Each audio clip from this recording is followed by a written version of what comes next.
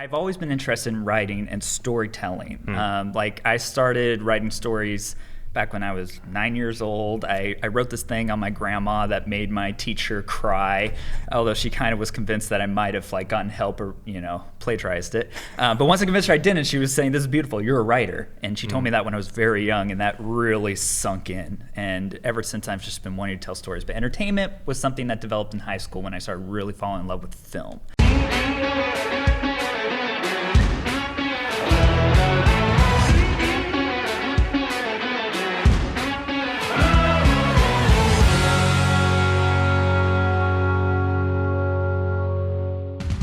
Hey guys, welcome again to the About Story podcast. My name is Nathan Johnson, and today I have Jay Scott with me. I'm super excited to have you, Jay. Thank you so much for coming. Thank you for inviting me. Yeah, absolutely. So Jay, you have done a lot of writing, producing, you worked on lots of films. I actually got a chance to watch your Alone, the short film. I was really, really impressed. Thank you. Yeah, it's just a beautiful film, and the story is so great. Thank you so much. Yeah. So I'm really excited to get to talk to you about that and about the rest of your work. Excellent. So maybe we can talk a little bit about kind of like how you got started, like where you grew up and how you got started in the industry. Sure. I was born and raised in Portland, so I am a dyed-in-the-wool hipster coffee aficionado. I came down to LA and went to Biola University and got my film degree there. Nice. Then I took a year off and recharged a little bit and worked on a cruise ship and traveled the world a little bit. And learned a lot of life lessons in the process, and then came back and started trying to work my way into film industry. So my first industry job was floating over at AMC Networks. I got to kind of experience what the development process is like over there, very unique compared to most other networks.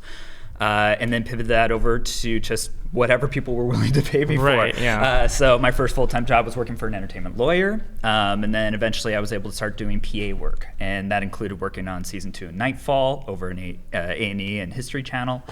And then since then, I've just been working for literary agents this last crazy few years, learning, basically seeing the industry from multiple perspectives, and then now starting on my own content. Fantastic. So were you always interested in the entertainment industry, or like how did that? No, that came probably sometime in high school. I've always been interested in writing and storytelling. I started writing stories back when I was 9 years old. I wrote this thing on my grandma that made my teacher cry, although she kind of was convinced that I might have gotten help or, plagiarized it. But once I convinced her I didn't, she was saying, "This is beautiful, you're a writer." And she told me that when I was very young, and that really sunk in. And ever since, I've just been wanting to tell stories. But entertainment was something that developed in high school when I started really falling in love with film. And then in college, it became television, so my interest migrated a little bit that direction. That's great. Awesome.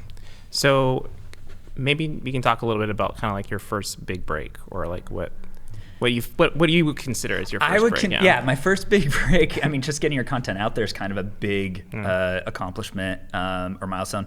I think my first break was my William Helmuth reached out to me, the director of Alone, and it was the story actually started as a short story in an anthology of sci-fi stories. And he read it, loved it, and he reached out to me and said, "Hey, I'd be interested in developing this for a film, me crossing over from DP to director. Would you be interested?" And of course, I'm thinking, yeah, absolutely. And so we spent about a year trying to get it off the ground, and that turned into getting released on Dust on YouTube, kind of an exclusive platform for sci-fi short films. And then it went on a festival run. And by far, that was like a big shift in me thinking about, okay, I can also, finance and produce my own content, and doors are opening and conversations are happening. So I would consider that my first big break. Wow, that's fantastic. So tell me a little bit about kind of the writing process for the script. So the writing process was, like I said, started as a short story. The short story was kind of an experimental format where I had just written all dialogue within the actual page and prose itself, with the exception of bookends on either end. So I actually kind of had a cheat sheet a little bit because most of the dialogue was already there. Yeah. So it wasn't that hard to switch it over into a short film process. Would you consider dialogue to be your strength with writing? Oh gosh, I wish. Dialogue's my Achilles heel. Are you kidding me? No, I'm polishing that thing all the time. I think my strength is probably structure. I tend to figure out the endings of my stories really fast, and that tends to inform everything else that happens. So I tend to reverse engineer and go back from that, because I kind of feel if you have a destination already planted, it'll help you stay focused as you're trying to figure out the rest of your story, and it just kind of makes the spine naturally develop. There's nothing worse than being invested in a story and having a bad ending. And I think if you have a good ending, you have a good destination to go to, and that helps everything else. Yeah. I actually really like that about Alone, too. It's like the ending was a little bit of a plot twist at the end, but it's still, because sometimes with plot twist endings, you feel like the rug is yanked from under you, and then you're not satisfied at the end because something came so far out of left field that it's a plot twist, so you were surprised, but then you're also like, ugh, but I'm not satisfied. And I think a key for that, especially with plot twists, is you have to be careful to give appropriate breadcrumbs throughout the script and story. So when that happens, people can be surprised, but also it feels right or correct. So in our case, plot spoilers, everybody, but it's been out for years. But in our case, like, we're constantly referring back to gravity being a constant problem for our main character, Kaya. It's this thing that comes up over and over again. So at the end, when time dilation causes a massive discrepancy in the person she's trying to rescue, and he's long dead, it's because gravity played a role, and that was being brought up deliberately throughout the script. So it pays off correctly at the end. Yeah.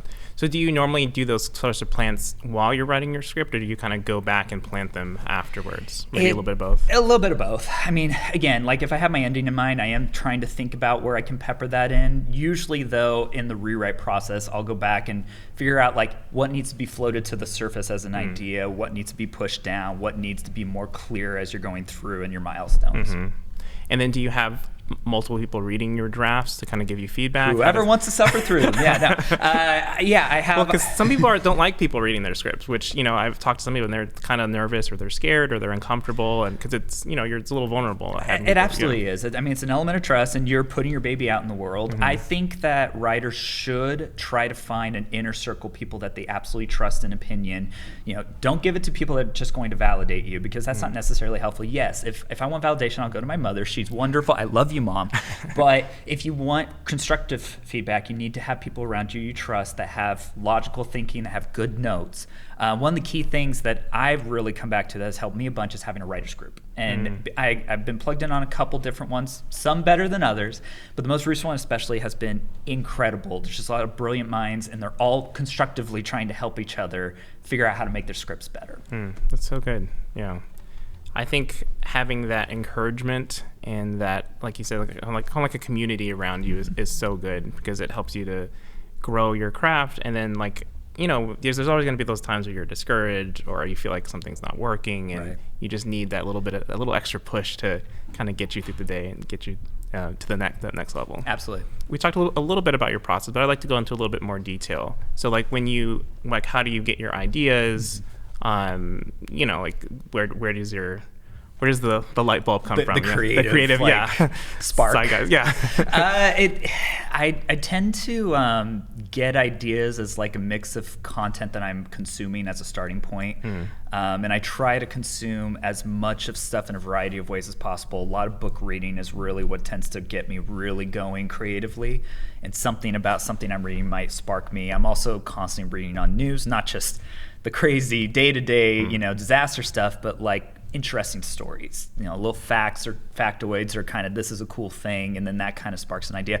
Also, weirdly enough, I've noticed every time I go to a theater play or a musical, in the middle of it, something is brain blasting, and I don't know what it is about. I think it's because witnessing art and getting experience good story almost inspires you to create your own stories, and so suddenly in the back of my head things just start firing, and then things come up as a result.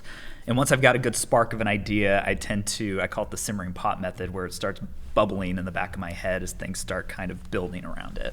That's so cool. Yeah, I wish I had that. I have so many cook metaphors. I don't know. So what's your favorite part about storytelling and writing? My favorite part about storytelling, it's such a hard question. Like, it's so simple but it's so big, is moving people. Like, I think about the feedback I've gotten from stories over the years where someone was moved enough either to tears or to say that helped them, or you actually shift a person's life in just a little bit of a way. Something can be very, very powerful about that. And so I try to, I'm not always trying to make people cry necessarily, although people would argue I do. But I want people to feel something by the end of one of my stories.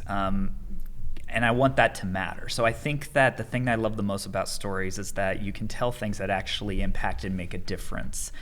You're saying something, if you're trying anyway, hopefully. Yeah. No, I think that's excellent. I feel like a lot of times, sometimes we have stories that are just pure entertainment, and it's just oh, it's just, we just want to have fun.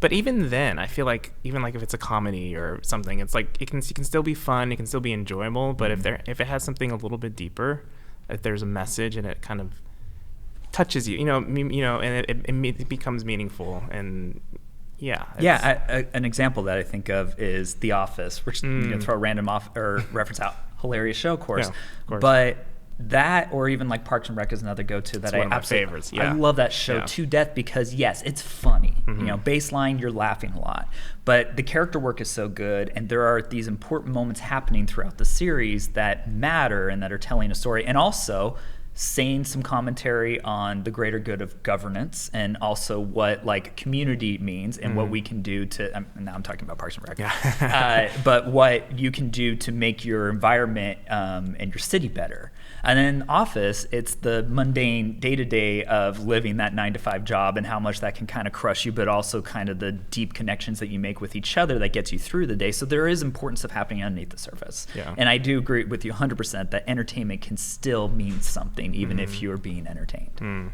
It should. Yeah, definitely. So how do you work with other collaborators? We were talking before we started the show about like getting notes from people and like how do you apply them? Oh, notes. Yeah. We all love notes. We do. We love them to death. First off, it's important for a writer to have a pretty good filter on which notes you're going to take and which ones you aren't, and that means trusting the people that are giving you your notes.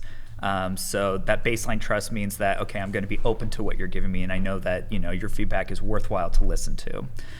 And then the other part of it is being willing, like I actually learned a lot about this on Alone, is being willing to let your project become better based on the feedback that's coming in from all parts of the production. This was a big eye-opener, is that you write your script, it's the blueprint for the film, but then the director gets involved, then the actors get involved, and they start thinking about their characters. And then in post-production even, some of the sound guys start creating the mix for it, and then some cool ideas come up with that create story. And then as a writer, if you're involved at that point, you can then go and tweak lines and come up with some ideas at the script level that inform that in post-production. So the creative part never stops.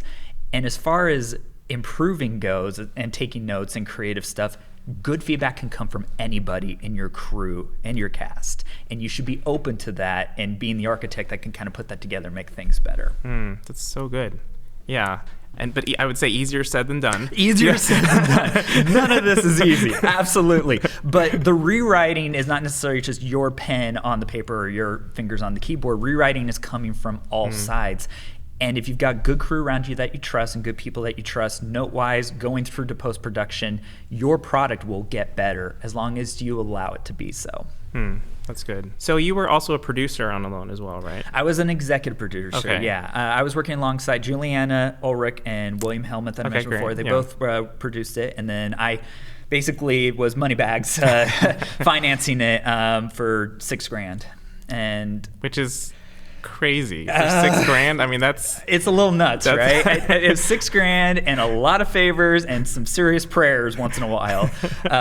So a lot of stars aligned to make it work at that budget, but I definitely cannot take credit all by myself on creating it.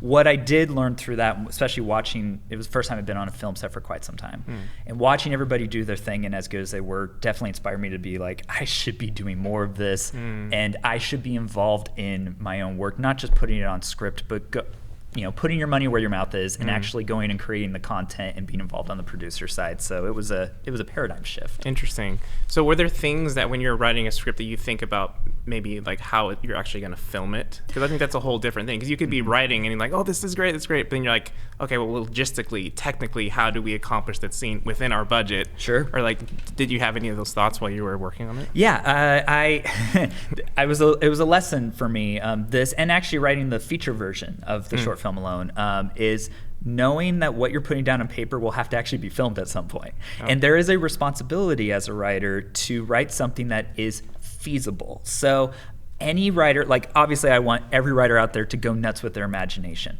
But you have to consider that if you write, the climax of Endgame into your script, that is a $50 to $60 million set piece. That may not be filmed. It may also mean that no one's going to make your film. So there's a responsibility element to writing to a certain scale based on what your resources are going to be. And I think that something I've learned as I've learned more and more about being a producer is exactly that. Like when I'm writing, I'm trying to consider just how far I can push this, what my set considerations are, how many cast members do I have on set, how complex is that production design going to be. You start thinking about all the logistic details, and I think it can actually make you a better writer because you're writing something that is more like coherent, and you're not going too crazy with like your various details and budget stuff. But it's also going to hopefully increase the odds that you're actually going to be able to make your project, and I think that matters. Yeah, which is the most important, because it doesn't matter how good your scripts are if Absolutely. they never get made. I mean, write whatever you want. If you want to write, the next Avengers, knock yourself out. But you want to write. Why would we write if it's not going to get made?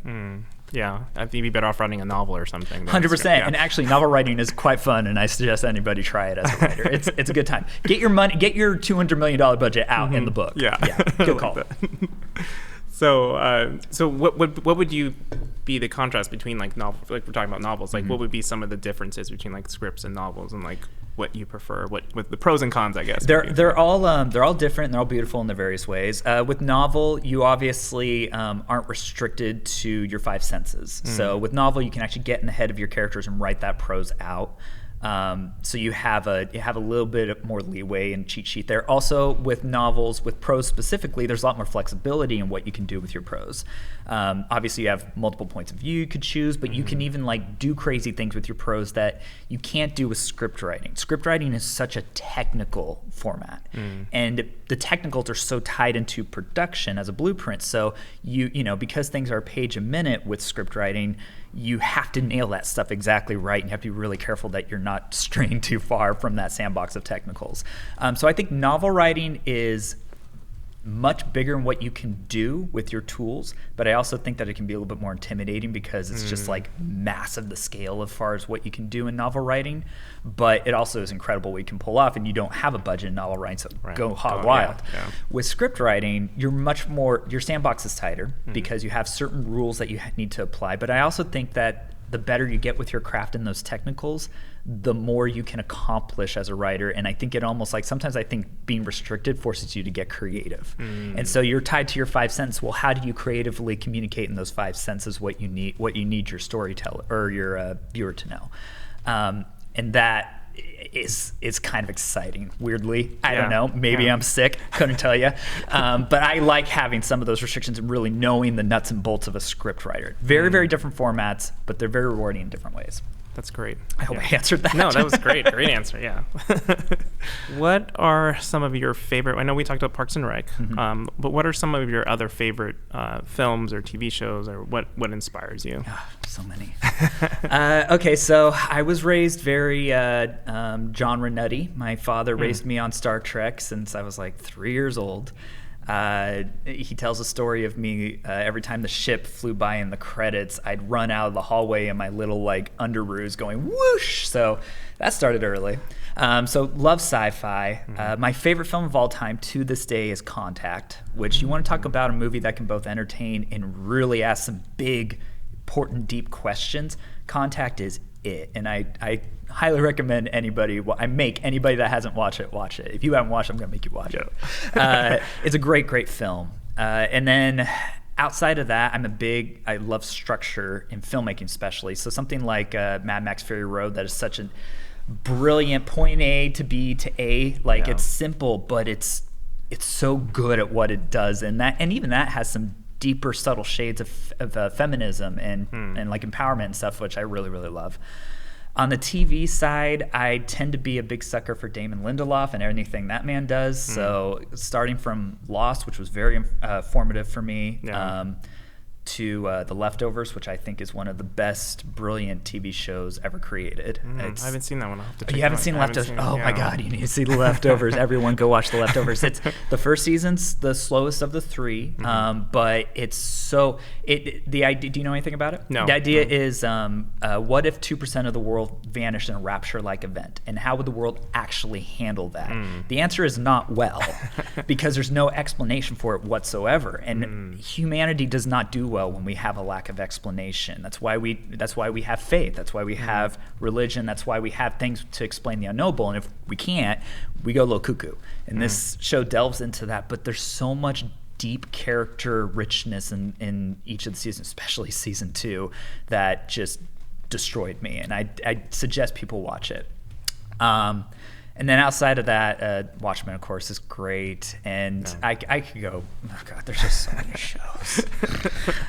Also, Buffy the Vampire Slayer was a massive influence too in my writing, because that was like the first show I had watched where you could really see how you could be entertaining, but you could also delve with this like gut punch of stuff and these coming of age stories.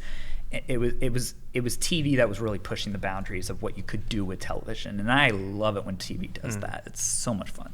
Yeah, TV has come a long way, I would say. A long way. Yeah.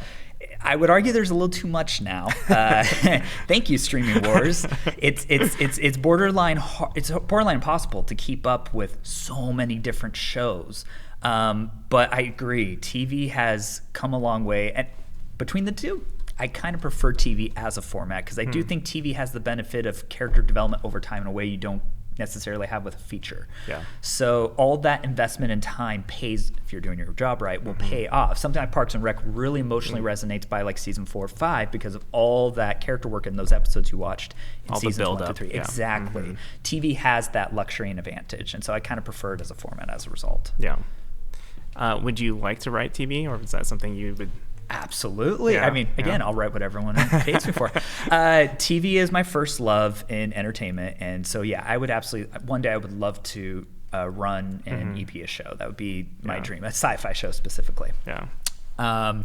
But for now, I think that there might be more opportunities if you want to do your own content in features. Yeah. So I'm kind of focusing my energy over there. For sure, yeah.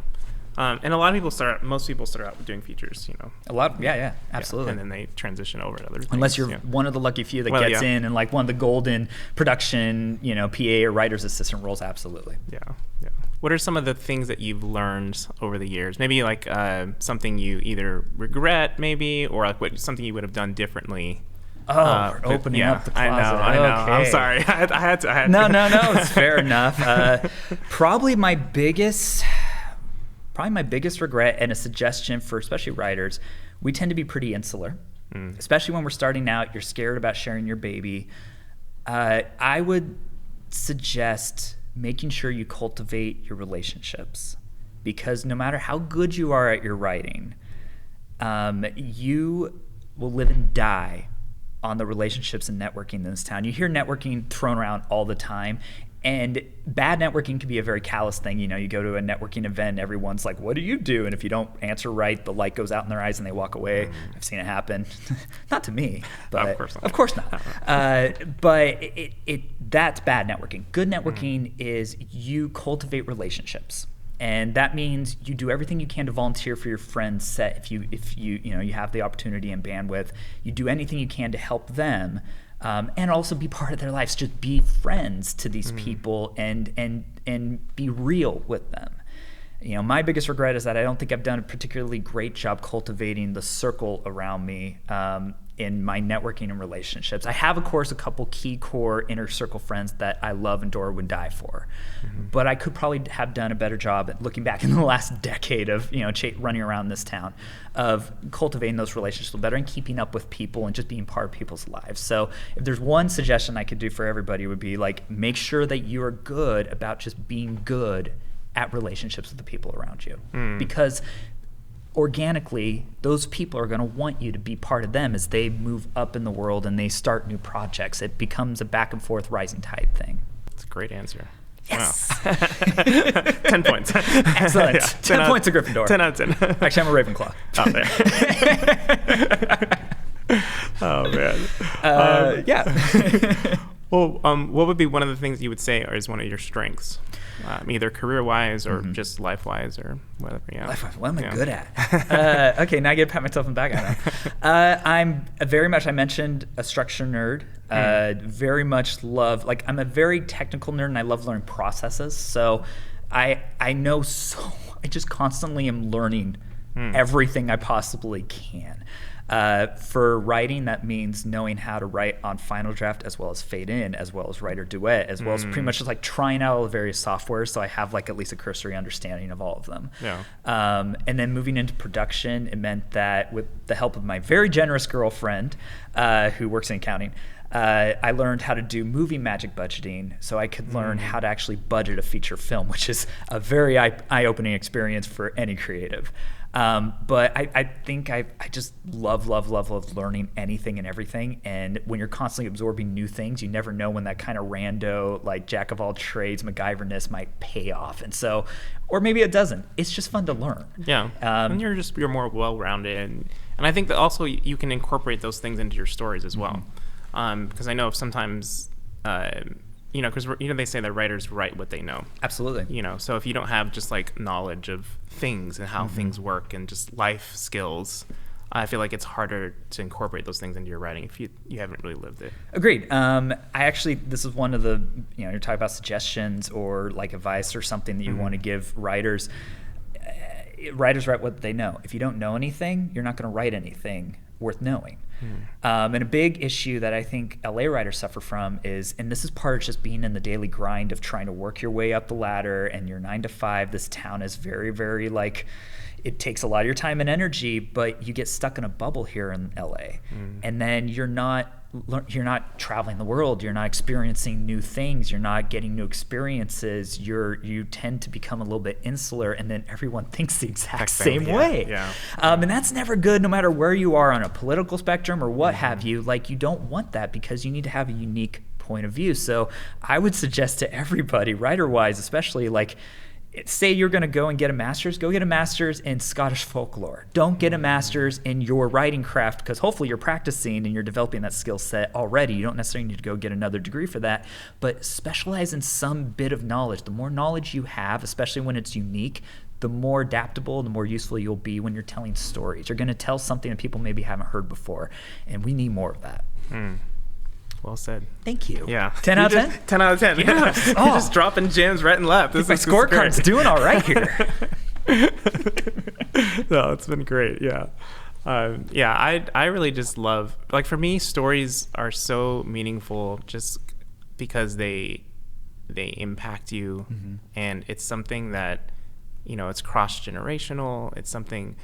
I want to be able to tell stories where I can pass it down to my kids and say, like, this is the story that I told. Almost like an heirloom, where you can point to this and say, you did this. Yeah. I mean, imagine, pointing back and be like, I made Gone with the Wind. I want my Gone with the Wind. Or something. I don't know. That was just one I threw out. Actually, no. I want It's a Wonderful Life. That's what I want. I want my Jimmy Stewart epic film that people remember. Because, you want something that will echo past today. Yeah, that's a great, like, Wonderful Life, I think, is a great example of that, because the story is so rich, and it does talk about how to live your life to the fullest, and it's like everything you do, every choice you make has a meaning. Yeah. 100%. And you're gonna, even if you don't think, I don't think I'm affecting anybody, like, but you are. And it's just one of those things that you might not think about it as much. We're just kind of like you were saying, just about in LA or just in life, and it's like you go to work, you do this, and it's like, oh, it's just the daily grind. But you are affecting people, and I think if you're intentional about it, that makes it even more effective when you are interacting with people. Yeah, and I think that ties back to what I was saying earlier about your relationships you cultivate. Like, people remember you being a good person and being there for them. And those moments are what ends up mattering more than anything else. And I think It's a Wonderful Life is absolutely a testament to that. Also, as a film, it's just a crackerjack of a movie, and it's dark. That movie gets dark, but you earn your happy returns at the end. That's something that I love more than anything else in film and TV, is when you earn it. Shawshank Redemption is my go-to example of it, where your character literally crawls through slime at one point to get to the other side, and so you earn your happy ending.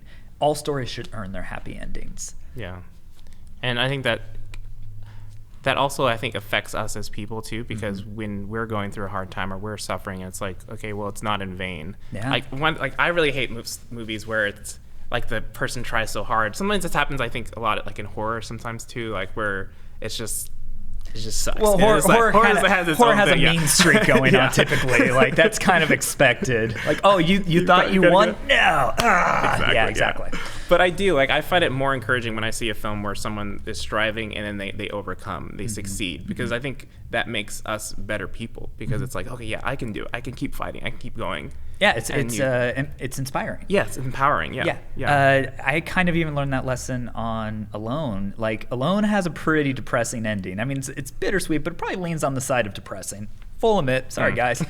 But when we translated it over to feature, I realized as I was beating things out, structuring, that I couldn't have that same ending, because with a feature, you're investing much more time. It's not a short film. It's not 15 minutes. You're investing 90 to 100 minutes. And if you try to pull that crap with your audience and you're not giving them a well-earned victory at the end, they're probably going to turn on you, and deservedly so. Like, when you're telling stories, you should try to offer up a little bit of hope at the end if you can, and try to inspire and encourage people to, like, hey, you can make it too. You don't want to get sentimental with it necessarily, but I think that there was a chance to switch that over, and so we should push it that direction. Yeah. Because I completely agree. You want to give people a little bit of hope that they can accomplish what they're trying to do. Yeah, excellent. Turn on you, and deservedly so. Like, when you're telling stories, you should try to offer up a little bit of hope at the end if you can, and try to inspire and encourage people to, like, hey, you can make it too. You don't want to get sentimental with it necessarily, but I think that there was a chance to switch that over, and so we should push it that direction. Yeah. Because I completely agree. You want to give people a little bit of hope that they can accomplish what they're trying to do. Yeah, excellent. Cool. I think I'm now just trying to sound profound. I don't know, guys. Keep going. Yeah, Yeah, you're good. It's good. I've been thinking about this recently, because working for a literary agency, you get a lot of submissions. There's so many bad scripts that get submitted. I mean, arguably 1% of any script, all scripts get made, and only about 10 to 15% of those are actually really good stories. So that tells you what you're dealing with. But if we were to talk about nuts and bolts, I would say for writers, get your technicals down. And I mean down. Like, not a single grammar issue, not a single out of place format problem or scene heading. Because when you're submitting, especially when you're starting out, anybody that's on the other side reading your script is looking for excuses to say no. You do any of those technical things wrong, they will. So get that stuff right, because if you can get through that, they will take your story seriously. So it's just kind of a, like, master your craft as much as you can before you start submitting your scripts out. And I also think that by being as clean of a writer as possible on your technicals, you will also just be a better writer in general. So just like a little, like, life advice, thinking about it from the representation starting out perspective. Yeah, that's good. Do you have, like, any, like, books that you recommend, or script format books or anything? For formatting, I think the best thing you can do is read actual scripts. If you're in the LA area, I think they've just reopened it. Go to the WGC library. Some people don't know that WCC. That's Canadian. Guys, I do a lot of Canadian stuff in my agency. I apologize. The WGA library down by Mid-Wilshire has every script you could possibly imagine that's been actually produced and made. And you can go in there and you can just pile up books, or you can look it up on a computer, and you can just absorb how good writers do formatting. I think that's like one of the best things you can do to just, like, really absorb. Like, go look up your favorite show, go look up The Leftovers, or watch The Leftovers, and just see how Damon Lindelof, he has really good formatting, the way he writes his scripts. They're personable, they're engaging. Like, absorb that as much as you can. I think the actual script to The Shawshank Redemption, written by Frank Darabont, the script itself is very, very good. So I think the more scripts, the more good scripts you can see the good stuff, the formatting and how the story works in that, that'll really help inform you when you're starting out. Don't read Save the Cat. I'm saying it right here, right now. Wow, that's controversial. I mean, maybe. My issue with Save the Cat, and boy, do I have a few. But I struggled to want to get advice from someone that wrote Blank Check. Second, just throwing shade apparently, sorry. But also, I think formula-based storytelling is terrible. If you're all trying to write the same formula and applying it to your script outside of like traditional 3-act structure, which is different, you're going to end up with similar stories all around. And I don't think writing to a formula is a very good idea for organic storytelling. I don't think you're going to get your best story out of that. So try to avoid any book that's like very much like, here's your blah, blah, blahs, and this is a formula you need to follow, and that's successful. I'm like, okay, fine. As a writer, I'll figure that out on my own. And then for books in general and stuff, I think the more you read and consume as a writer, the more input you have, the better your output will be. Because you're just absorbing. It's like watching that stage play I was talking about. You're watching something incredible art-wise. It inspires you. You absorb it, and some of that will come out in your own writing. For books, I think you should read anything Brandon Sanderson does, who wrote Stormlight Archive and Mistborn series. His books are very approachable for fantasy. They're fantasy books, guys. Wow. But they're very approachable. Some of them are door stoppers, but man, you want to talk about excellence and structure. All his novels tend to end in the last 100 pages or so with this massive roller coaster where everything is built and built and built, and then it's just constant dominoes falling in. It's incredible to see all that pay off. So I would highly recommend reading some of his stuff. And then past that, just read stories. Read stories that you love in whatever genre you want, and constantly be reading new things. Because the more you consume and the more you input, the better your output. That's good. Do you outline your stories at all, or how do you? Unfortunately, I talk a big game about structure. I loathe outlines, but they are absolutely necessary. My outlines, maybe I loathe them because I get a little overboard, but my outlines tend to be 30 to 40 pages worth of almost like mini scripts where I'm more or less writing the action prose, but I'm not necessarily writing dialogue unless there's a key line or something that I care about. My important thing when I'm in my process is work out the kinks in the outline process first before you ever go to script, because the last thing you want is to be in the weeds on your first draft in your script and you're on page 65 and you're going, oh my goodness, I didn't do this one thing I needed to do in Act 1 and everything's a mess. What happened? If you get that squared away in your outline when you're only doing 10 to 15 pages of writing, or in my case 20 to 30, you're going to be able to fix that error stuff without nearly of an emotional impact on yourself. And if you get all that squared away, you have your blueprint for when you actually go to script itself. And I think it'll save you a lot of time in the actual script writing process. Yeah, that's good advice. Yeah. Hopefully. Yeah. 10 out of 10. 10 out of 10. That's just going to be the thing. It's a new thing. It's a bit. Yeah, it's a thing. Oh, fantastic. What do you see your career going from here? Like, what's the next step for you, or next project you're working on? Yeah. The next step for me, is trying to get a feature version of Lone Maid. We've been spending the last year and a half trying to get that off the ground. We've had a lot of false starts, chasing money that maybe isn't necessarily there, and a couple 2 steps forward, 1 step back. Hopefully, fingers crossed, in the next month or two, we're going to have some stuff aligned and we'll actually be able to make it. And then outside of that is trying to write my second feature, which is always hard, the sophomore slump. Yeah. But generally, you want to talk about advice. This is an important advice. Always have at least 2 samples. Always. Because you spend all your time and effort and energy and sweat and blood getting that one first script absolutely perfect. Good, you should. You'll submit it out to a representative or whoever, production company even. They'll read it and be like, hey, we like that. What else you got? And it's not necessarily because they don't like your first story. It's because they want to know that you can duplicate. And that's the big difference between any old schlum that just focuses on trying to get this one script right and an actual writer is a good writer can duplicate and replicate good writing. So they want to read the second sample to make sure that you can actually do that. Make sure you have a second sample ready to go. Best advice I could possibly give. Also on top of that, might as well do a bonus round. Make sure you consider your writing as your brand, in the sense that this is kind of a Hollywood issue, but people like to put writers in they want to understand what your niche is. They want to understand what your category is and what you're targeting.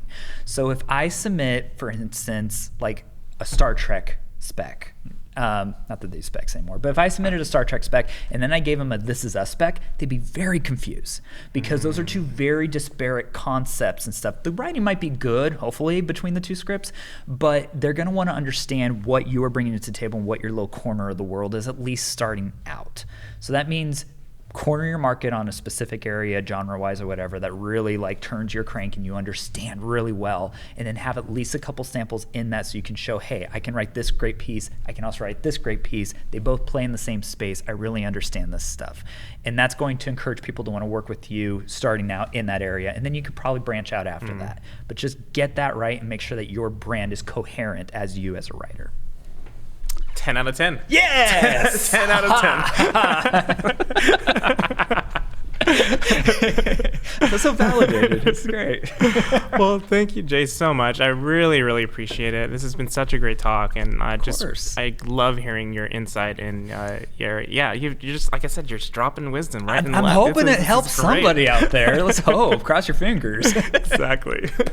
Well, best of luck with everything. Thank you. And thank you again for being on the show, and really appreciate it. Thank you for having me. Absolutely. Thank you guys for watching the About Story podcast, and we will see you next time.